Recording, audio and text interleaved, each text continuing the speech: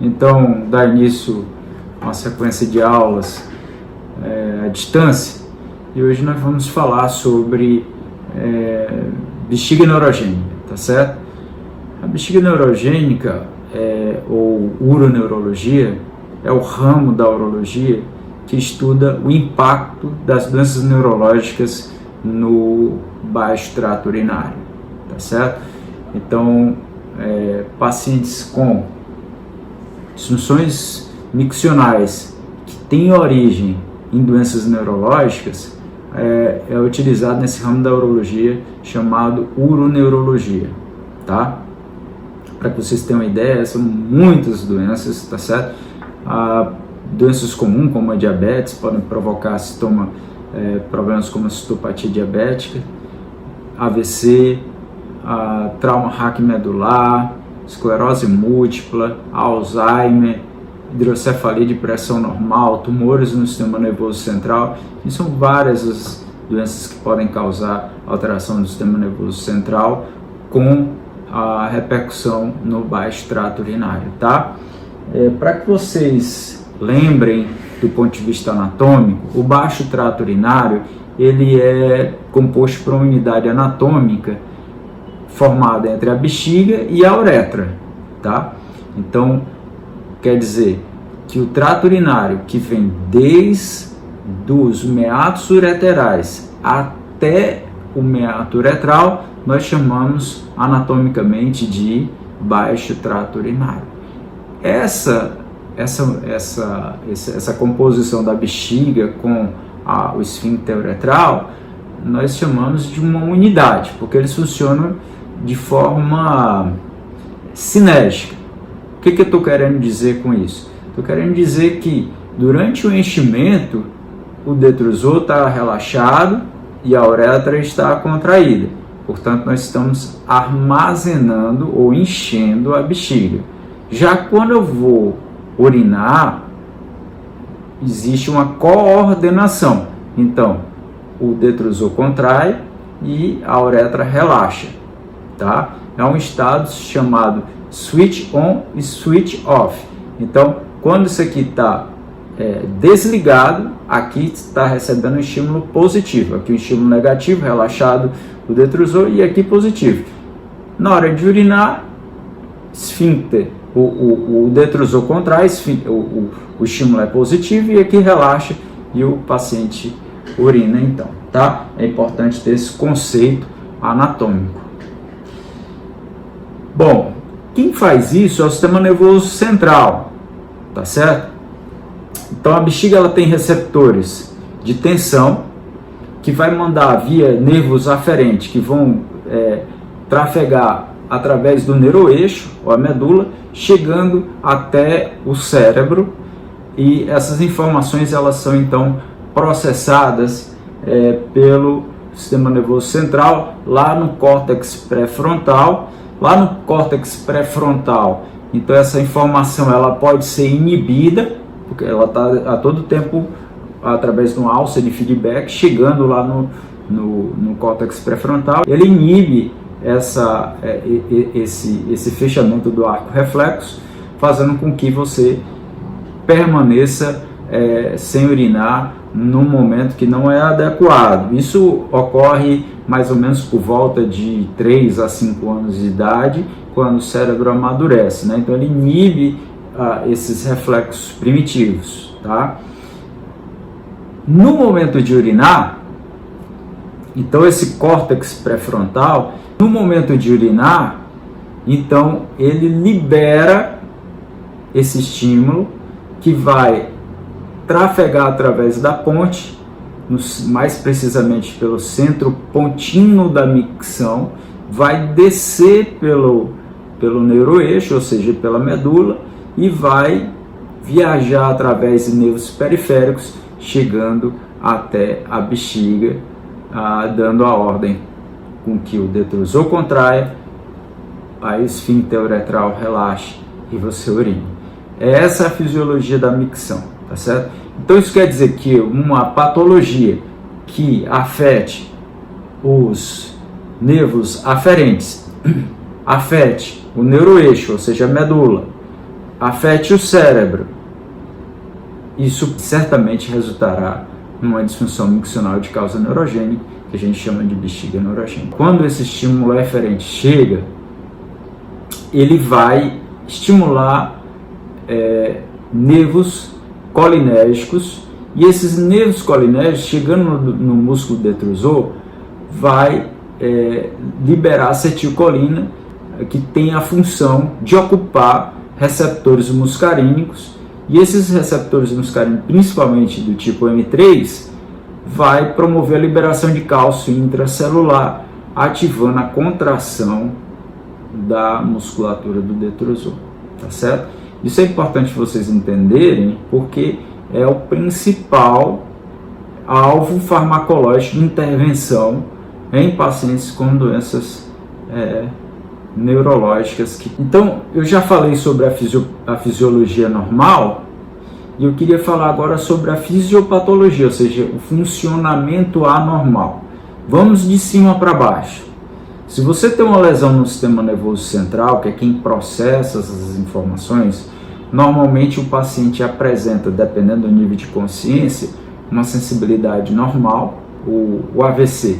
Né? Se o indivíduo estiver consciente, ele vai ter, então, uma percepção normal de que ele precisaria urinar, tá? Mas ele não vai conseguir inibir, então isso passa a ser uma urgência. Urgência é uma incapacidade de pospor o ato urinar. A urgência ela é patológica, é diferente, por exemplo, de forte desejo de urinar. Então, o forte desejo de urinar, ele é fisiológico. Então, todo mundo que tiver com a bexiga muito cheia vai ter bastante vontade de urinar. Se o AVC atingir essa região do cérebro, do córtex pré-frontal, então ele não vai processar essa informação e o arco reflexo vai fechar, fazendo com que o paciente apresente hiperatividade do detrusor, mas com o esfíncter uretral relaxando de forma coordenada. Então ele contrai o detrusor, relaxa o esfíncter, tá? Pacientes com lesões medulares, vamos usar como exemplo o trauma raquimedular. Se for uma lesão medular alta, ou seja, uma lesão acima de T10, T12, tá? Onde tem um arco reflexo simpático, esses pacientes vão ter alteração da sensibilidade, vão ter hiperatividade do detrusor, porque o arco reflexo periférico vai estar ativo. Como ele não tem a ponte para integrar esses estímulos, tá? Lembrando que a uretra ela recebe principalmente inervação simpática, então você vai ter contração do detrusor e contração uretral. Isso é uma situação perigosa para causar lesões no urinário superior, porque essa combinação de pressão alta no detrusor com falta de relaxamento, essa pressão vai ser transmitida retrogradamente para os rins, podendo causar a alteração do trato urinário superior. Então, por exemplo, crianças com mielomeningocele alta, se você não tratar essas crianças que têm hiperatividade com dissinergia, a grande maioria delas vai terminar por desenvolver insuficiência renal antes dos 5 anos de idade. Então é importante conhecer isso, tá? Lesões medulares baixas, nível L4, L5, o arco reflexo parasimpático, normalmente lá em cima, T10, T12 está íntegro, então os nervos periféricos pós-ganglionares simpáticos vão estar inervando a uretra. Então isso significa dizer que não vai ter processamento do sistema nervoso central, então esse paciente vai ter hiperatividade, mas é possível que a maioria deles tenham relaxamento cinético do esfíncter uretral externo, tá certo? Lesões pós-ganglionares, mais comum, lesões iatrogênicas cirúrgicas, por exemplo, cirurgias para ressecção de tumor intestinal, onde o cirurgião vai remover toda a cadeia simpática ali durante a linfadenectomia ou parasimpática. Então você pode causar uma lesão pós-ganglional, uma denervação do detrusor. O que acontece nesse caso? O detrusor ele não se contrai, ele fica acontrátil, tá certo? Então esses são mecanismos fisiopatológicos, são patologias do sistema nervoso causando um mau funcionamento na fisiologia do baixo trato urinário, tá? Vamos virar agora a página e vamos ver como avaliar esses pacientes. Bom, como tudo em medicina, nós começamos com uma boa história voltada para os sintomas do trato urinário inferior, quando começou, quanto tempo dura, qual é o impacto na qualidade de vida, se esse paciente já tinha sintomas previamente ao desenvolvimento da doença. É importante, por exemplo, num paciente com Parkinson, que ocorre depois de 60 anos de idade, é comum, por exemplo, também o surgimento de problemas de próstata, por exemplo. Então, ele está urinando mal por causa do Parkinson ou por causa da HPB dele. Então, basta ver se ele já tinha sintomas antes do Parkinson, provavelmente o problema é da HPB dele. Se os sintomas surgiram do Parkinson, é provável que esse sintoma seja do Parkinson e não no HPB que ele veio desenvolver no futuro. Tá? E o exame físico dele, além do exame físico geral, o exame físico genital, o exame físico urológico, incluir também o exame neurológico.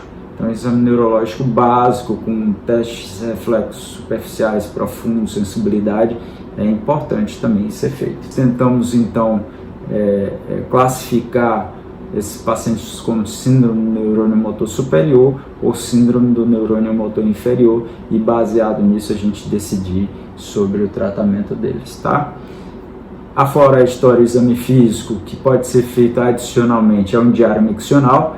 No diário miccional é registrado quanto o paciente bebe de líquido, que tipo de líquido ele bebe, tá certo? Por exemplo, tem pessoas que acordam muito à noite e dizem que tem noctúria, e você vai ver no diário miccional, isso é por causa que o paciente bebe muita água antes de dormir. Quantas vezes ele urinou, qual volume que ele urinou, vai ser registrado também as perdas urinárias dele. Essas perdas podem ser quantificadas em gotas ou uma colher, por exemplo. Há uma quantificação subjetiva, tá? Isso tem vários exemplos, vocês podem pegar facilmente na internet, exemplos de diário miccional. Nós temos desenvolvido na UFC um aplicativo para ajudar o preenchimento e para que ele possa ficar mais confiável. Esse aplicativo chama UrinaPP, é um projeto de iniciação científica. Na academia pode ser utilizado o teste do absorvente. O teste do absorvente visa quantificar as perdas, porque a gente pesa o absorvente dele durante 24 horas.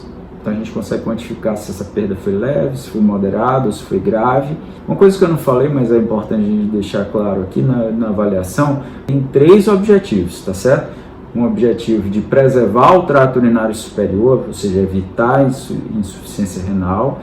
A gente tem um objetivo também de manter a continência desse paciente e evitar infecções urinárias, que esse paciente precisa ser reavaliado, reacessado toda a vida que você tiver durante o acompanhamento dele alguma anormalidade do trato urinário superior. O paciente que estava continente passou a ficar incontinente, por exemplo, um paciente com esclerose múltipla que entrou um novo surto e não estava incontinente e passou a ficar incontinente, é possível que seu tratamento não seja mais efetivo e precise ser reavaliado. O paciente, bem como o paciente que não estava tendo infecção urinária, passou a apresentar agora infecção urinária, tá? Já que a gente está falando de infecção urinária, é óbvio que ele vai precisar também de um exame de urina, né? Uma urina tipo 1 e uma urina pura recorrentemente para estar avaliando a presença de bacteriúria. Pode ser utilizado também um ultrassom para medir o resíduo pós-miccional desse paciente, mas também posso utilizar o ultrassom para avaliar a função do trato urinário superior. Posso utilizar o ultrassom também para medir a espessura do músculo detrusor. Então, pacientes com obstrução ou com hiperatividade fica com detrusor espesso, quer dizer que ele não está bem controlado, tá certo? E também para detecção de ureterohidronefrose, principalmente naqueles casos com discinergia detrusor esfincteriano, tá? E a avaliação urodinâmica é o exame mais preciso para que a gente possa avaliar a fisiologia, como funciona o trato urinário. Eu falei na fisiologia que a gente avalia o enchimento e depois o esvaziamento. Então, na urodinâmica é da mesma forma, a gente avalia o enchimento, a gente tem alguns dados a ser observado, como a sensibilidade, a função uretral, a capacidade, a complacência. Lembrando que a complacência é a propriedade de acumular grandes quantidades de volume sob baixa pressão. Então você vai dividir o volume ou a capacidade vesical sobre a pressão e você vai ter uma unidade de volume por centímetro de água, tá? Então, quando ele for abaixo de 10, essa complacência é ruim, tá? A capacidade vesical varia de um adulto de 300 a 600 ml. E também, obviamente, a presença de hiperatividade do detrusor. Tudo isso é observado na urodinâmica. Vou colocar a seguir para vocês uma urodinâmica com hiperatividade do detrusor. Vocês vão ver que existe um aumento na pressão do detrusor sem que haja aumento da pressão vesical. Então, essa é a hiperatividade do detrusor, tá? Na fase de esvaziamento, pessoal, a gente quer observar com que pressão ele está esvaziando, ou seja, você está com pressão alta, anatômica ou obstrução funcional. Uma obstrução anatômica, por exemplo, um aumento benigno da próstata. Uma obstrução funcional, uma dissinergia detrusor-esfincteriana. Se contrair com bastante força o detrusor, com uma obstrução uretral, então você vai registrar uma pressão alta, tá? Observar também o fluxo urinário. Se ele tiver uma obstrução, ele vai ter pressão alta com fluxo baixo, tá certo? Ver se ele tem resíduo pós-miccional. Você pode observar se existem contrações pós-miccionais. Essas contrações pós-miccionais é que dão a sensação para o paciente que ele não esvaziou totalmente a bexiga, tá? Pode ser utilizado também a eletromiografia, onde você faz a aquisição dos sinais do esfíncter uretral externo. Então, em pacientes com dissinergia detrusor-esfincteriana, quando ele deveria diminuir o sinal da uretra, quando o paciente vai urinar, você vai observar um aumento de ruídos caracterizado, bem típico da dissinesia detrusor-esfincteriana, como eu falei para vocês, em lesões medulares altas, acima de T10, T12, que é comum esse padrão, tá? Aqui tem uma urodinâmica que eu vou colocar para vocês também, com exemplo de uma obstrução infravesical, onde você registra um aumento da pressão do detrusor durante a fase de micção com fluxo baixo, tá? Uretrocitografia, ela dá detalhes anatômicos, é uma foto do baixo trato urinário, né? Nesse caso, vocês podem ver uma bexiga em aspecto de árvore de Natal. Obviamente que imagina a árvore de Natal de cabeça para baixo, tá certo? Com um refluxo vésico uretral. Então esse paciente é um paciente com mielomeningocele, que não foi tratado de forma adequada, ficou com a bexiga pequena, ou seja, baixa capacidade com baixa complacência, e refluxo com lesão do renal provocado pela doença dele, tá? Doença de base, mielomeningocele. Bom, em relação ao tratamento, pessoal, o tratamento de primeira linha vai envolver sempre mudança do estilo de vida. Os pacientes mais comuns que a gente tem de sono miccional é diabetes, tá? Então, a pessoa com diabetes, ela precisa perder peso, reduzir o consumo de líquido, controle adequado da glicemia, o que a gente chama de mudança de estilo de vida, tá? Associado, esses pacientes apresentam urgência, frequência, incontinência de urgência, provocado por hiperatividade do detrusor. De forma associada, nós vamos precisar provavelmente fisioterapia. Essa fisioterapia ela pode ser feita com eletrodos de superfície, o nervo tibial posterior, ou você pode utilizar agulhas, que a gente chama de percutânea, tá? Então é uma estimulação percutânea do nervo tibial posterior, ou eletrodos intracavitário, anal ou vaginal, que vai inibir as contrações involuntárias do detrusor. Geralmente também associado a um tratamento farmacológico. Lembre que eu falei lá na fisiologia que a inervação do detrusor ela é colinérgica, tá certo? E receptores M3, então eu vou bloquear os receptores colinérgicos para inibir o surgimento de contrações involuntárias do detrusor, e aí assim eu vou conseguir controlar a urgência, a incontinência de urgência, tá? que são sintomas, a frequência, sintomas de armazenamento tão frequentes nesses pacientes, mas também não só na citopatia diabética, como por exemplo no paciente com AVC, por exemplo, Parkinson, tá? Patologias que afetam o sistema nervoso central, tá? Lembrar que os receptores muscarínicos, eles têm efeitos colaterais, porque eles não são uroseletivos, eles podem ser receptores seletivos. Eu posso ter drogas que são mais seletivas aos receptores M3, mas vão ocupar todos os 5. Né? Então você tem ocupação de receptores no cérebro, que pode causar alterações demenciais, desenvolvimento neuropsicomotor em crianças, está certo? Em crianças com mielomeningocele. É muito comum os pacientes abandonarem o tratamento por boca seca, também piora a constipação, porque existem receptores no trato gastrointestinal, e pode provocar arritmias cardíacas, tá? Para evitar, pesquisadores desenvolveram ferramentas farmacológicas que podem mitigar esse problema. Como? Eu posso aumentar o peso molecular e diminuir a lipossolubilidade, fazendo com que eles não alcancem o sistema nervoso central, por dificultar a passagem da barreira hematoencefálica, tá certo? No nosso meio nós temos o mais comum deles, a oxybutinina, é o mais barato deles, mas também é um dos que mais tem efeitos colaterais, porque quando ele passa no fígado, no metabolismo de primeira passagem, há uma conversão de oxybutinina a um metabólito chamado desoxybutinina.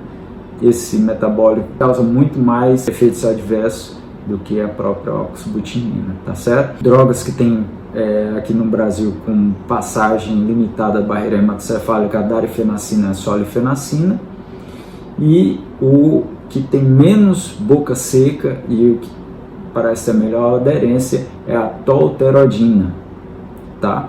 Nós não temos aqui no Brasil o tróspium. O tróspium ele é eliminado muito rapidamente pela urina e age, portanto, localmente no trato urinário, tá? E mais modernamente nós temos à nossa disposição os beta-3 agonistas, que vão estimular os receptores beta na bexiga, relaxando o detrusor, por, no final das contas, aumentar a quantidade de AMP cíclico intracelular, tá certo? Passado isso, pessoal, nós vamos precisar dos tratamentos de terceira linha, que seria aí a toxina botulínica e a neuromodulação sacral, tá? A neuromodulação sacral aqui no Brasil, ela é aprovada para dor crônica e hiperatividade do detrusor de causa não neurológica, mas pode ser utilizado em causas neurológicas, mas é off-label, ou seja, não está em bula, tá? Mas o que mudou muito mesmo a história natural da bexiga hiperativa foi a toxina botulínica. A toxina botulínica ela é injetada através de agulhas com cistoscópio, fazendo endoscopia do trato urinário, e injetamos toxina botulínica dentro do detrusor do paciente. Essa toxina botulínica vai ficar restrita ao detrusor. E o que ela vai fazer? Ela vai inibir a formação de um complexo proteico chamado SNARE, S-N-A-R-E, que vai impedir a liberação de vesículas contendo neurotransmissores na placa nervosa terminal, portanto, evitando com que o paciente tenha contração do detrusor. A desvantagem da toxina botulínica promove uma depressão do funcionamento do trato urinário, ou seja, você vai inibir a contração literalmente do detrusor. Isso causa uma grande chance do paciente não conseguir urinar. Então, em pessoas que não utilizam cateterismo intermitente limpo, deve ser advertido da possibilidade forte desses pacientes virem a necessidade de cateterismo intermitente limpo, tá? Bom, a neuromodulação sacral, como eu falei anteriormente, ela é implantada um eletrodo a nível de terceiro forame sacral. Você vai deixar esse eletrodo em íntimo contato com a terceira raiz sacral. Isso vai criar um campo eletromagnético impedindo a passagem de estímulos aferentes. O tratamento farmacológico que eu falei até agora, ele inibe reflexos eferentes, assim como a toxina botulínica também. Mas a neuromodulação sacral, ela age aferente, na via aferente, tá? Portanto, com baixíssima incidência de efeitos adversos, tá? Ela reabilita a função do baixo trato urinário, mas tem um inconveniente de requerer uma cirurgia e também é uma equipe médica experiente para esse tipo de tratamento e o custo que é elevado. A outra possibilidade de tratamento, pessoal, é a ampliação vesical. A ampliação vesical é a última linha de tratamento. Felizmente hoje muito pouco feito depois da toxina botulínica, que mudou a história natural da doença. Nesse caso, pessoal, nós pegamos um segmento do íleo terminal, depois de muitos estudos, porque no começo era utilizado cólon, era utilizado estômago. O ideal mesmo, nós não temos um tecido ideal. O ideal era você utilizar o urotélio. Em pacientes com uretério, hidronefrose muito grande, a gente pode pegar e remodelar, e com rins não funcionantes, faz uma ampliação da bexiga deles, tá? Mas o que a gente tem utilizado mais hoje é o íleo terminal. A gente pega ali 30 centímetros do íleo terminal e faz uma ampliação da bexiga, tá? Chamado ileocistoplastia de Goodwin. Eu recomendo que vocês dêem uma olhada nas técnicas cirúrgicas no Campbell Urology, tá? Lá tem ensinando como fazer ampliação vesical. Bom, como eu falei, felizmente pouco feito hoje, porque é uma cirurgia de grande porte, com elevada morbidade, risco elevado de íleo paralítico, alterações hidroeletrolíticas, diarreias crônicas. Então, a toxina botulínica ela veio de forma bastante apropriada, diminuiu o risco, a chance da utilização dessas cirurgias, tá certo? Principalmente quando os pacientes foram bem conduzidos inicialmente antes de fibrose do detrusor. Outra situação particular em pessoas com lesões bem baixas, por exemplo, lesões do núcleo de Onufo. Isso é comum em crianças com mielomeningocele, onde você tem um comprometimento do nervo pudendo, que inerva a uretra. Então essas crianças, elas apresentam desde cedo incontinência urinária de esforço, porque a resistência uretral dela é muito baixa. E aí elas requerem um tratamento cirúrgico para aumento da resistência uretral. Tem um tratamento cirúrgico chamado cirurgia de Pipsali, é uma cirurgia de alongamento uretral, que foi desenvolvido por um cirurgião brasileiro que mora no Canadá. É um alongamento uretral, você aumenta a resistência uretral, também é uma cirurgia complexa, uma cirurgia que requer ampliação vesical muitas vezes associada, tá? Mas nós temos hoje também o sling é aponeurótico, principalmente feito em crianças do sexo feminino. Você tira um segmento da aponeurose abdominal, comprimindo a uretra, através de um efeito chamado Hammock. E em crianças do sexo masculino, o esfíncter uretral artificial. Nesse caso é implantado um device médico, onde numa posição de repouso tem um manguito ao redor da uretra que contrai a uretra, impedindo com que ele perca a urina durante esforço.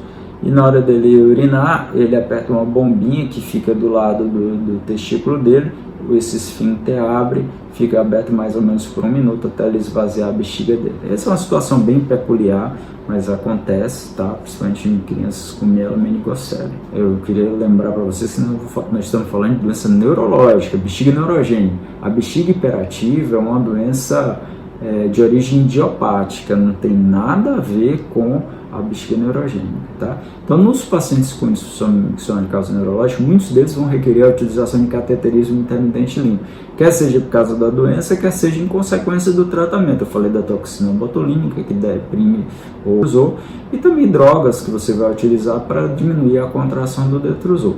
Você vai, então, precisar esvaziar a bexiga deles com o cateterismo intermitente limpo. Foi descoberto em 1972 pelo Dr. Lapides, porque os pacientes que ficavam com cateterismo vesical permanente tinham alto risco de complicações, principalmente infecção urinária, inclusive com risco de morte. O catéter, que ele é introduzido na uretra, esvazia-se a bexiga e ao final é retirado e descartado. Nós temos 2 tipos, um catéter lubrificado e um catéter não lubrificado.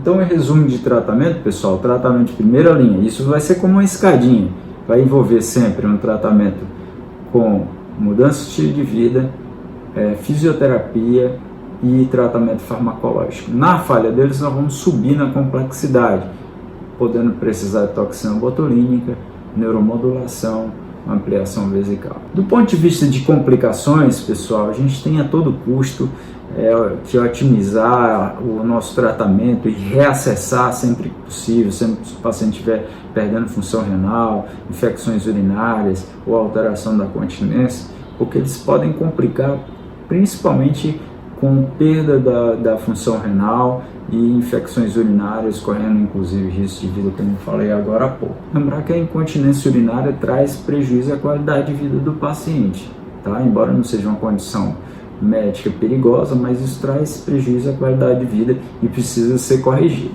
tá? Então, o paciente com mais alto risco de complicação, pessoal, é o paciente com dissinergia detrusor esfincteriana. O detrusor contrai e a uretra contrai de forma simultaneamente. Então, esse paciente tem pressão de perda na urodinâmica superior a 40 centímetros de água. Isso é a capacidade máxima que os ureteres têm de proteger, por exemplo, o rim. Então, isso quer dizer que quando você ultrapassar essa pressão, você começa a ter refluxo para os rins, tá? Bom, pessoal, então isso era o que eu tinha de passar para vocês, tá certo? Sobre a aula de bexiga neurogênica. O nosso monitor vai estar disponível para tirar dúvidas. Nós vamos disponibilizar também os nossos slides e eu vou deixar aqui abaixo na descrição do vídeo um link com um paper que eu gostaria que vocês dessem uma lida, bem como também consultassem o nosso livro-texto recomendado na nossa disciplina de Urologia da Universidade Federal do Ceará, que é o Campbell Urology, tá bom? Então lá tem uma área onde é discutir todas as doenças da bexiga, e dentro das doenças da bexiga tem lá a disfunção miccional de causa neurológica. Espero que vocês tenham gostado da aula e estamos à disposição para tirar as dúvidas que vocês acharem necessário.